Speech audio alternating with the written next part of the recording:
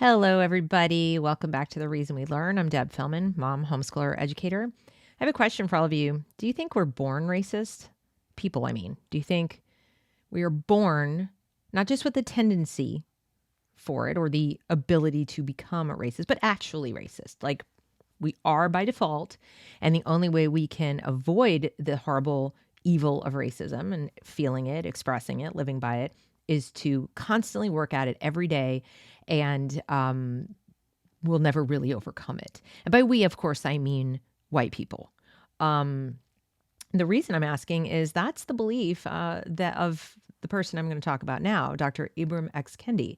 His book, How to Be an Anti-Racist, is a bestseller, and in it he describes how we, meaning all people, but emphasis on white people. And he argues it's because of the power that white people have in our society in particular, but in the world, are by default racist, that we are just born that way and we have to be taught to be what he calls anti-racist.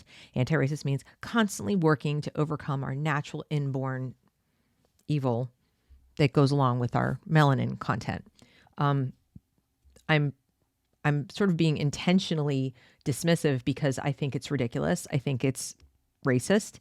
I think it's racist because it focuses on an immutable characteristic that has nothing to do with how a person feels inside or who they are. And in fact, it validates white supremacy by saying that races are different, that you can be born having any quality whatsoever, validates the belief of white supremacists who decide that the quality you have is superiority, right?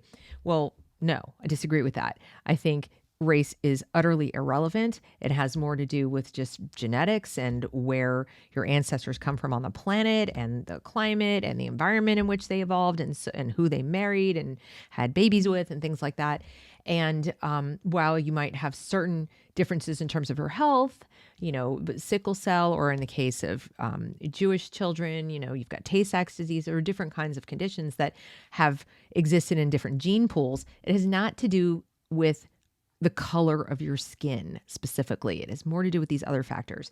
So on this MLK Day, I really feel strongly that I'm going to stick my neck out there and say, I think anti-racism is racism.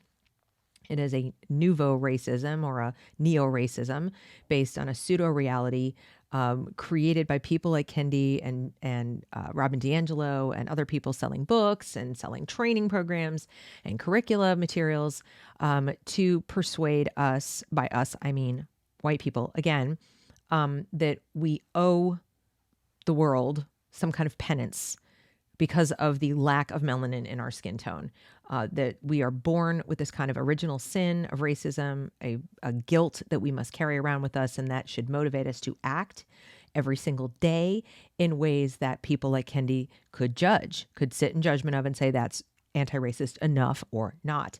Conversely, anti-racism teaches people of color that white people owe them this, that they are in a potential victim status and that they must fight for a just society. They have to fight for it, that it's not something individuals can negotiate amongst themselves or that they can simply go out and live, meaning liberty, freedom, that they have any agency already. They have to fight and fight and fight. They're born into an unjust society. And from birth, they are fighting this uphill battle that they have to live in a society with people who are born racist, who may or may not do the work he suggests we do in order to not be racist. So that's the dynamic that he believes exists. I think it's ridiculous. I think it is toxic.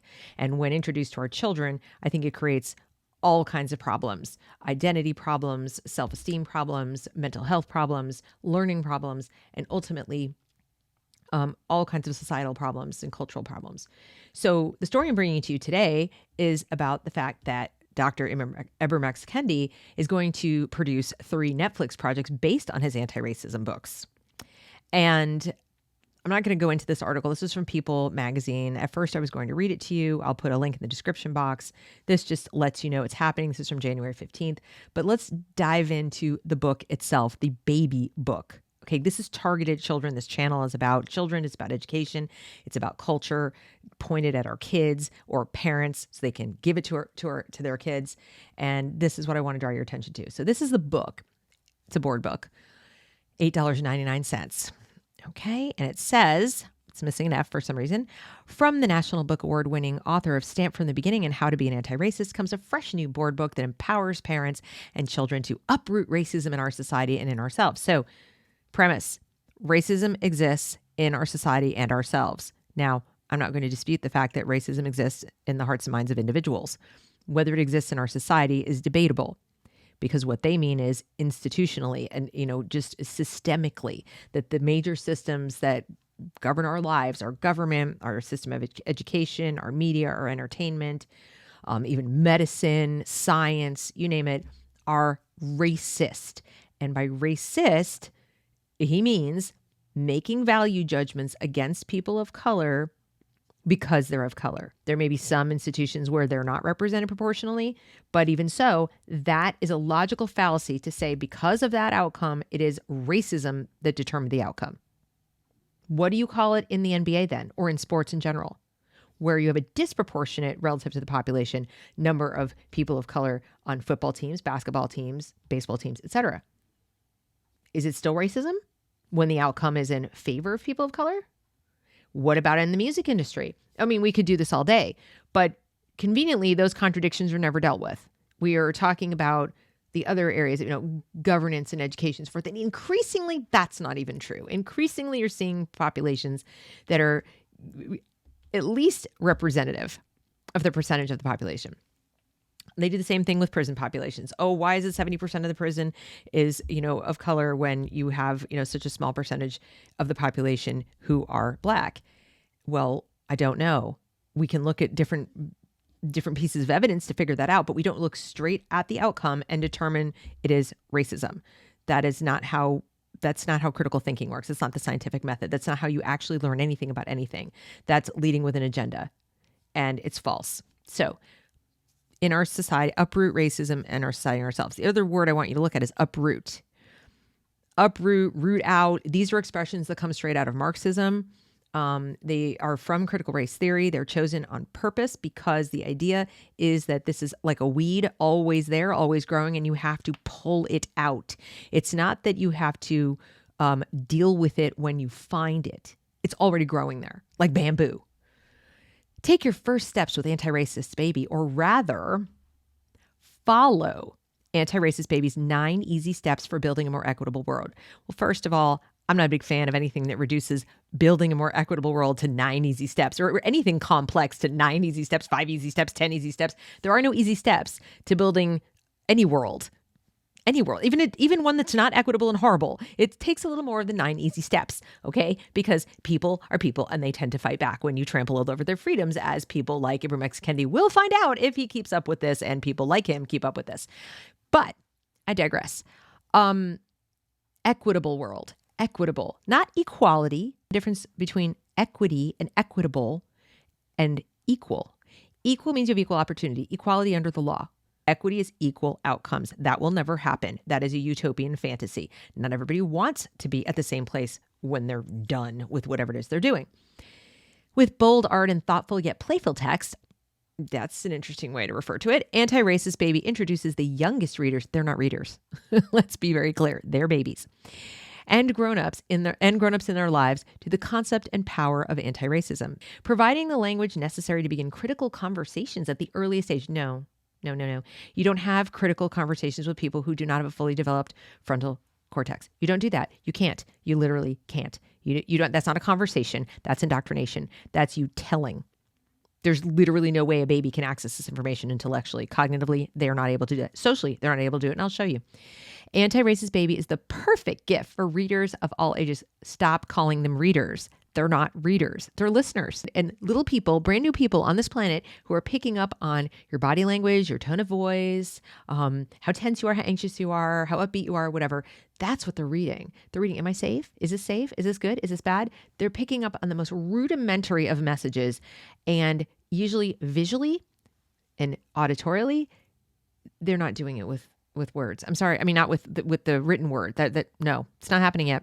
not as a baby, not in a board book. If you want to talk to me about maybe a 4-year-old or a 5-year-old, but not as a baby. Let's take a look at some of these pages, shall we? Number 1, open your eyes to all skin colors. Why do we need to call this out? Why are we so busy calling out differences so early in life? My children, when they were babies, barely noticed differences. And when they did, it was like you'd notice different colors of flowers or something, like, that brown guy over there. And I mean, they would say brown. They didn't know anything else. And they would only do it so I could identify somebody in a group. Did you see my friend over there? Which one is your friend? The brown boy over there, that's my friend, or whatever. Anti-racist baby learns all the colors, not because race is true. If you claim to be colorblind, you deny what's right in front of you. So already they're saying, if you denied you're colorblind, if you claim to be colorblind, that's not what colorblindness means. Colorblindness doesn't mean you're walking around literally going, I don't see that you look different from me. No, we're all exactly the same. That's not what it means at all. It means I don't judge you by the color of your skin. It's a completely different meaning. Never meant this. 4, shout, there's nothing wrong with the people. Thanks. Even though all races are not treated the same. Well, you're telling a baby this. And that's actually not true. Under the law, all races are supposed to be treated the same. The irony is people like Kendi would like to not treat us the same. In fact, he's calling for that specifically, policies to do that. We have a new president incoming who wants to give preference for stimulus money to people he deems will have suffered more, and that would be people of color and, people who are indigenous tribes and so forth. He's already, in my opinion, violating the Constitution or having the intention to, because that's not what we do in America. We do treat everyone the same, at least under the law. Now, does that mean every single individual does that? No. Don't deal with people like that. But as far as the law, yes, they're treated the same. You just don't want to see that because the outcomes are different. We're all human, anti-racist baby can proclaim. Yeah, we're all human, even the white people. Confess when being racist. Confess. You think a baby understands confession? Nothing disrupts racism more than when we confess the racist ideas we sometimes express. Racism needs disruption. First of all, no baby understands what disrupt means. The idea is racism is a given. It's present like the air we breathe, and we must disrupt it constantly.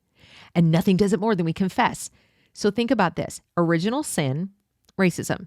Confess. That disrupts it somehow. That interrupts it, just like sin. If I go to church and I confess that, I'm interrupting sin, aren't I, by confessing the sin? But doesn't mean I'm not going to go right back out and do more sin. So I got to come back in and confess some more. This is the language of a religion. This is a language of a faith. This is not language of science. This is not the language of anything other than a belief system. It's a cult. And a baby doesn't understand disrupts. It just doesn't. So there's that. But I want to also share with you his video that he made about this. And this is on librarians and teachers and readers and from Penguin, ostensibly targeted people like me because I'm a teacher, pre-K through 3rd grade, anti-racist baby resources. Scroll down for the free guide for caregivers and educators. Caregivers. Remember the word caregivers because he's going to talk about that. Caregivers could be a daycare provider. Could be, it doesn't have to be a parent. So be careful what your daycare providers are reading to their kids too. And then this is, of course, the same thing I just read to you. Take the steps, blah, blah. Now let's look at his video. Look at this. Disrupt text in your classroom with these 8 texts.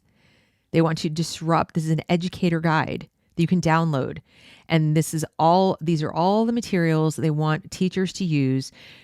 They're using the word disrupt on purpose. They want to attack the canon. They want to attack what we previously thought was good literature and find racism all over the place in it. If there's one thing I know from living 54 years on this earth, it's that if you go looking for something, especially a negative thing, you will find it. You will find it. You'll make it where it wasn't. It's called cognitive distortion and confirmation bias, and they're both very powerful. So you get what you see. You know how they say, like, seeing is believing? No, it's believing is seeing. So if you believe in this, you will see it. All right, so give them the skills to imagine a world without racism. Let's take a listen, shall we? I will pause periodically and give you my commentary. I got to go back to the beginning. Here we go. A message. Hi everyone, my name is Ibram X Kendi, and I just wanted to share a little bit about why I wrote Anti-Racist Baby. First and foremost, I wrote it for my own baby, Imani, and we wanted to have a book that we can use as a tool to begin to talk to her about how to be anti-racist. You wanted a tool, you have a brain and you have a mouth, and you didn't need to make a tool. You can talk to your daughter about these issues. I think what you might want to have done is think about waiting until they come up to talk to her about them, because generally speaking, when a child asks you about something, that's also an indication that they are cognitively ready to hear some answers. And even then, parents are cautioned to give developmentally appropriate answers. So, for example, when, I've had people ask me, and I'm not like I'm some child psychologist, but I've had people say, friends of mine have had babies after I did. How do you have to talk with your kids? What do you do? And I said, well, I don't arbitrarily pick a date on the calendar. I wait till my child starts asking me some probing questions about babies, where they come from. And then I give answers that answer the question I was asked and no more. Okay. So if I'm asked, where do babies come from? Mommies and daddies. Okay. And even if they're not married, I might say something like, a man and a woman make a baby. And what you can find is if you stop there, sometimes a child will go, okay. Now they might come back to you 5 minutes later, 5 days later, 5 weeks later and say, well, okay, but how did that work exactly? And then you have to give a little more information. But you give as much information as the child asks from you. You start holding forth, well, let's get Grey's Anatomy and start talking about showing pictures. You can traumatize them. You can scare them because they're not ready for it, or you just confuse them. Sometimes they'll just glaze over and go, okay, bye. But if they're not ready for it, you've overdone it. And you don't necessarily get that opportunity back again to have a conversation the first time about something challenging or difficult, especially cognitively. Something like racism is a difficult topic to talk about. We should talk about it with our children, but preferably when you have a context. These are concrete little thinkers. We need to concretize these lessons. So you don't just hold forth with a book at an infant and start talking about high-minded concepts and ideas like racism. It's way over their heads.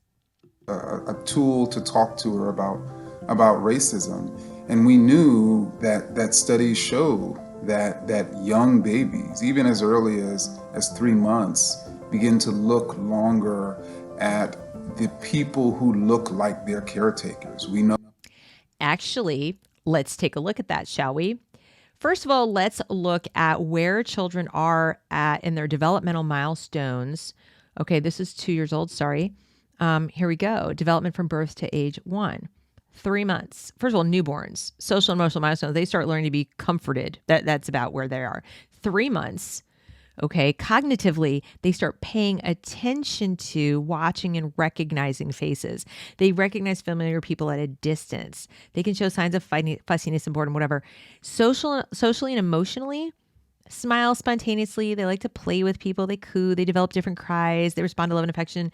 They may imitate facial expressions. Nothing in here, this is, by the way, is from understood.org. Nothing in here talks about them, recognizing their caregivers by their race or even that look like them yet. Would you like to know when that occurs at the earliest? Well, let's take a look at Scientific American, shall we? By 9 months old, babies differentiate faces of their own race better than those in other races, but that's all. This is a biological function grounded in the need to survive, okay? When babies are 5 months old, they can distinguish among faces of all races equally well, equally. Past studies show they can, for instance, match a happy sound with many kinds of happy faces with equal ease. Yet by 9 months, babies react more swiftly. So in other words, it's not like it's difficult. They have equal ability. But then at about 9 months, probably because they have been looking at their caregivers, their parents, if they look like them, they will have an easier time. The brain has trained itself to work more quickly to recognize differences because those are the people that help us survive. This has nothing to do with a value judgment of race, nothing to do with racism, not even anything to do with recognizing race as you and I know it as adults. This is just pattern recognition. This is, familiarity, and it has nothing to do with race in terms of social construct. That is very, very important, okay? They react more swiftly. They between faces and match emotional sounds with facial expressions faster. That's it. By 9 months, babies also recruit the occipital temporal region where recognition happens in adults. It's like the first time that they can access that part of the brain is 9 months. Now, he wants to be reading 3 months. We're reading this anti-racist baby book. 9 months, and it's not even what he said. Listen again when we go back to it. Listen carefully to how he describes what the baby is doing, because it's not what the baby is doing. The older babies are tending to use more of these adult-like face processing object recognition regions. Object recognition region, not values, not ideas, not language, nothing to do with what you and I would call racism. Their brains weren't trying as hard. It's like a computer. It just doesn't need to use as much juice to do it. Okay, let's continue, shall we? Babies as early as 2 years old tend to discern people's behaviors based on their race. And I just told you what goes on at 9 months, and he's saying babies at 2 years old discern people's behaviors based on their race. Okay, so that just tells you about how babies see race as babies. And let's go to the developmental milestones for the 2-year-olds, shall we? Okay. Let's go straight to the cognitive milestones. Toddlers start thinking in new ways, learning new skills, finding new techniques to solve problems, and showing their independence by the end of this year. Kids typically enjoy more complicated pretend play. I mean, I'm not going to read all of these. Okay, I'm not seeing race anywhere. Take off your coat, hang it up, blah, blah, language milestones. Now they can understand the words for familiar people, everyday objects, and body parts. Use a variety of single words by 18 months and speak in sentences of 2 to 4 words by 24 months. May combine nouns of words like mommy, eat. They start asking what's that and why, but it's to connect a word. This is how they learn language. You know, what is that? It's a cat. What is that? And they go cat, dog, truck, whatever. They're just trying to pick up words. They pick them up very, very quickly. But again, they do not discern behaviors based on race. And here's the proof. 2-year-olds typically start to be more independent and interested in other kids, but having the words to express themselves can be frustrating. They will likely do these things, mimic what other kids and adults do and say, as well as how they say it, but they're mimicking. They're mimicking. Be happy to play near, if not with other kids, not by race. Start to realize they can do things without your help, disobey, have tantrums, show increasing separation anxiety, etc., etc. Nothing in there about discerning behaviors, least of all based on race. They have reactions. It's kind of like, not to compare a human with an animal, but they are reacting in a very primitive way. They're not discerning behaviors based on race. And so we know babies are seeing race. Babies have internalized even racist ideas. This is nuts. We know that babies are seeing race and have even internalized racist ideas. What do you need to express an idea? A vocabulary. You need a large vocabulary. You also need a prefrontal cortex. You need to be able to think critically. You need to be able to think in abstracts, to understand ideas, express ideas, and most of all, to pick up on ideas coming from other people. Ideas, remember, not just things they're saying and do this, do that, whatever, but ideas. This is so far ahead of where a baby is. It's not even in the same universe. So the idea to pick up on racist ideas, no, I assure you they do not. I assure you they do not. The most they can do is mimic. They can mimic. So if what he wants to say is that they can pick up and they can mimic somebody who behaved in a racist way, that they probably can do. They have absolutely no understanding for why they're doing it, which is why indoctrination is so easy at this age. They mimic their caregivers. They mimic their parents. If their parents say, put your little fist in the air and say, no justice, no peace, they have no idea what you're teaching them. None at all. It is literally brainwashing because they cannot understand ideas. They don't have a vocabulary or cognitive ability with which to do it. So they're just copying. They're mimicking. My caregiver's doing this. My caregiver's doing this. My caregiver keeps me alive. I'm going to do it too. I love them. They take care of me. So, okay, this must be a thing to do. This is what we are doing now. If they're internalizing racist ideas, it's because the people around them are racist and they're mimicking. That's all. They don't understand them. They don't understand them. And because of that, they won't understand his book either. So all he's telling you is, I would like to indoctrinate your children to believe something different than what I think you're going to indoctrinate them to believe. He's assuming you're going to indoctrinate them to be racist. So he wants to indoctrinate them to be what he calls anti-racist, which is really just inside out racism. see race, notice race, care about race, judge race. White people are inherently racist. We got to teach them not to be. We got to fight for a just world. And so we know babies are not colorblind. And we Correct. But you're misleading people, Dr. Kendi. You're saying babies are not colorblind like we understand colorblindness, which is seeing people and treating people equally under the law, equally, socially, equally in terms of work, equally in an idea way.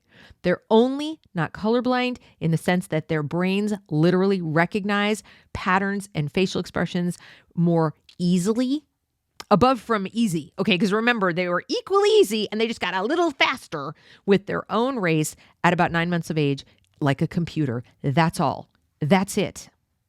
We know babies need to be having these conversations. No, babies don't have conversations. In order to have give and take conversation, you have to be able to take in what the other person is saying, process it, and come up with an answer. Reflect what they said. That's a conversation.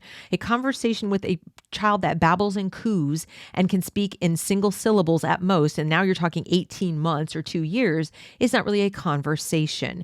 You're simply parroting, mimicking. You might be conversing. You might be talking. The child is parroting. That's not a conversation. This is indoctrination. Too, so that we can all grow up to be anti-racist, that we can all grow up to treat everyone equitably. To treat everyone equitably. Notice he doesn't say equally. He says equitably.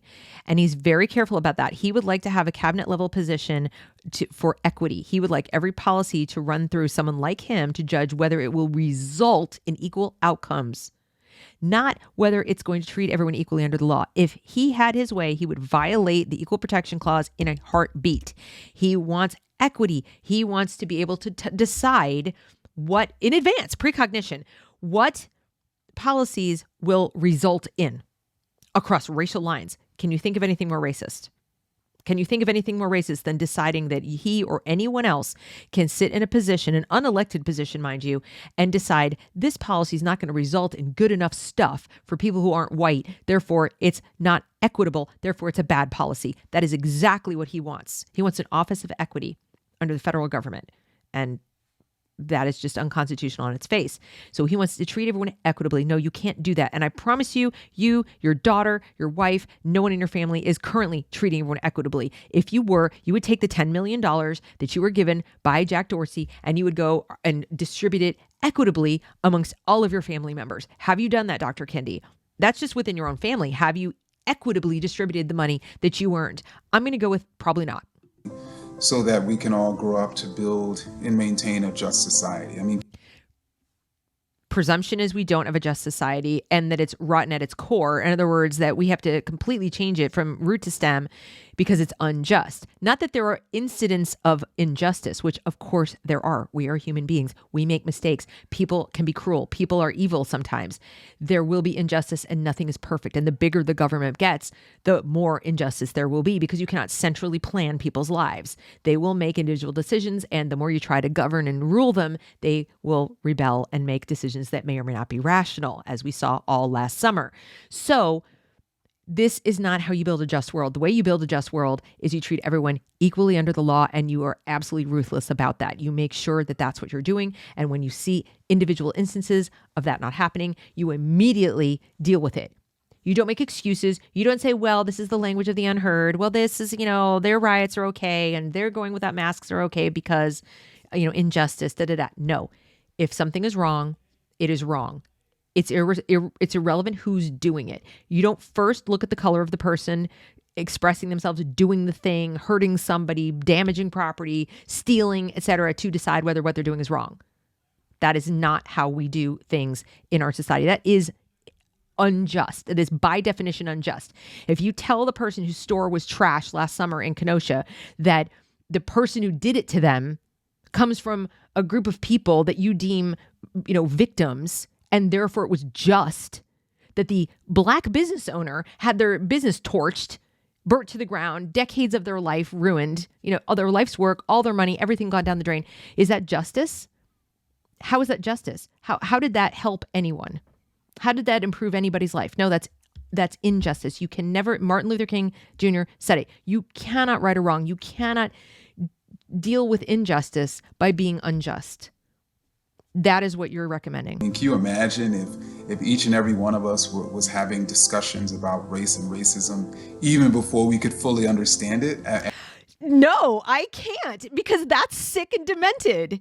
Can you imagine if we indoctrinated all our children about racism before they could even understand it? And look at my big giant smile. I'm so excited that people think I'm awesome, and I'm sitting here saying things that 10 years ago we would have thought were insane. Can you imagine if we were having conversations about complex ideas full of nuance and impact individual souls and citizens and people with individual rights? And, before you even understood what you were talking about, isn't that amazing?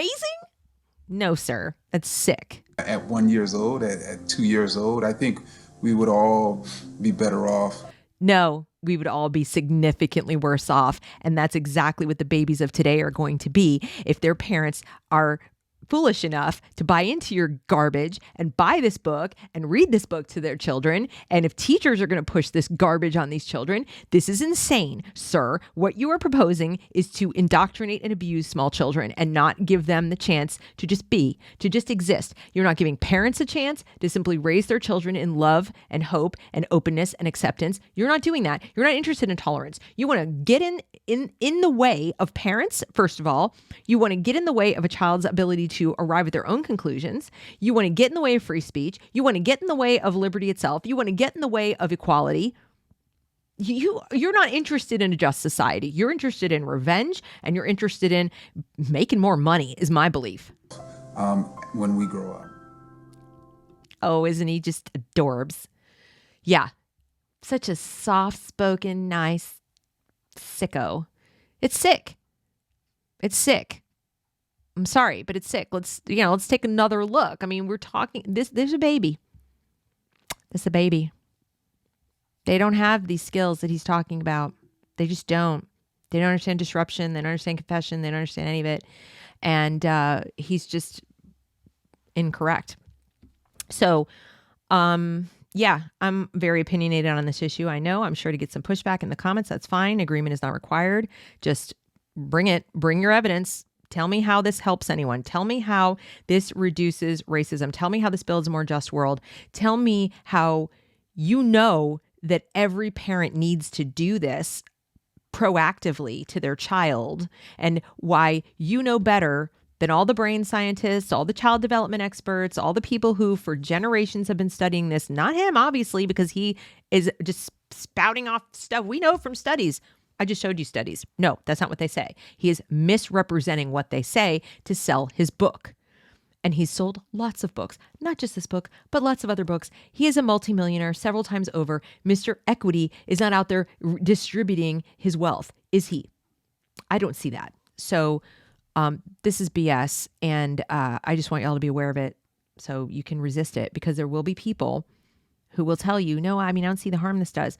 I want you to ask them questions. How do you know it's appropriate? Why? Tell me why it's appropriate to be reading a book to a child who is not developmentally ready for it. Now, if they say something along the lines of, well, we read lots of books to our children that they don't fully understand. I've read, the Lorax to my child, or I've read, some the Starbell Sneetches or something that has a message. That's true. That is true. You're probably not reading it to a baby, though. You're probably reading it to a kindergartner. They can understand a lot more. And explaining a book like Starbell Sneetches, which is the polar opposite of what Dr. Kendi is teaching, where it really matters not whether there are stars on theirs. You know how they go in and out of the machine and in and out of the machine, and there's a star, and then they have the stars taken off, and then they get the stars put on.